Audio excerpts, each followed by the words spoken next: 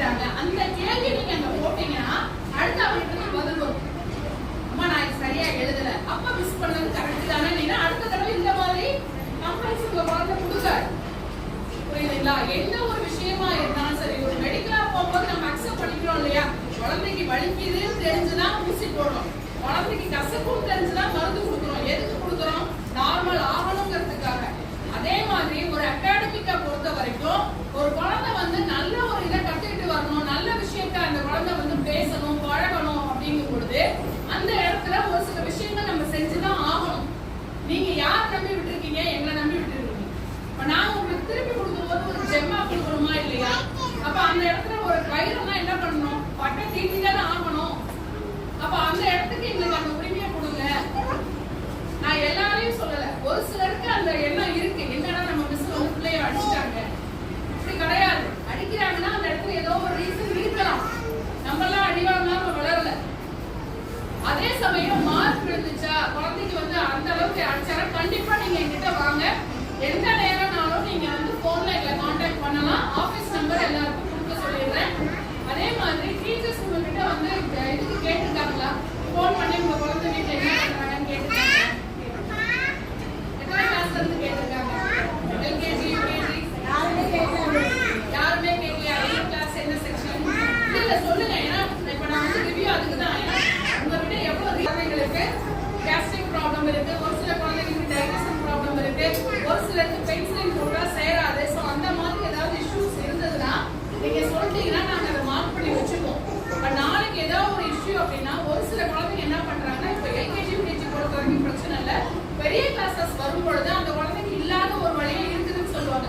தலைவலினா நம்ம கண்டுபிடிக்க முடியாது, வயிற்று வலினா கண்டுபிடிக்க முடியாது, காய்ச்சல்னா கை வச்சு பார்த்தா தெரிஞ்சிடும்.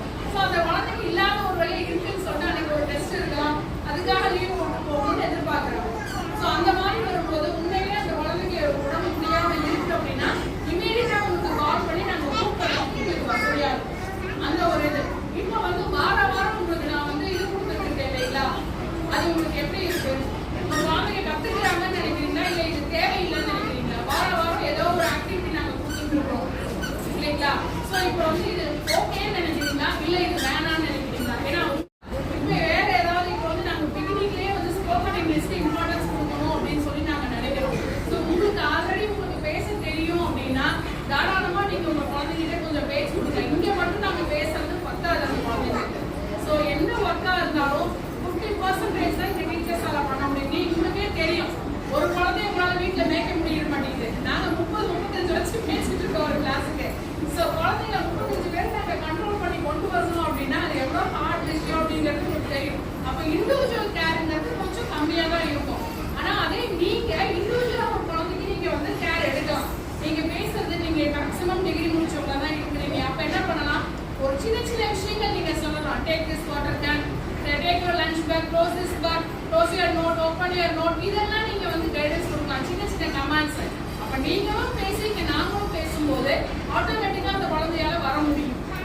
அதே மாதிரி நிறைய பேர் இன்னுமே நான் பார்க்குறேன், நோட் புக் பண்ணி நான் செக் பண்ணுவேன், ஆஃபன் அப்படி செக் பண்ணும்பொழுது நீங்கள் எழுதி கொடுத்துருக்கேன்.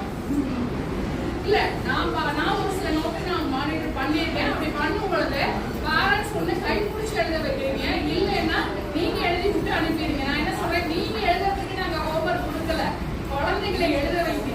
வாட் எவர் இட் இஸ், அது எப்படி வேணாலும் இருக்கட்டும். எடுத்தவொடனே அப்படியே பர்ஃபெக்டா வரவே வராது, எந்த குழந்தைக்கும் அது வராது. ப்ரீகேஜிக்கு நாங்கள் நோட்டே கொடுக்கல, ஏன்னா அந்த குழந்தைக்கு விரலே அப்போ வந்து அது பிடிக்கிறதுக்கு உண்டான கேப் ஒன்றும் கிடையாது. கவர்மெண்ட்லயே ப்ரீகேஜிக்கு நோட்டு குழந்தை கை வச்சு எழுதக்கூடாதுங்கிறதா ரூல்.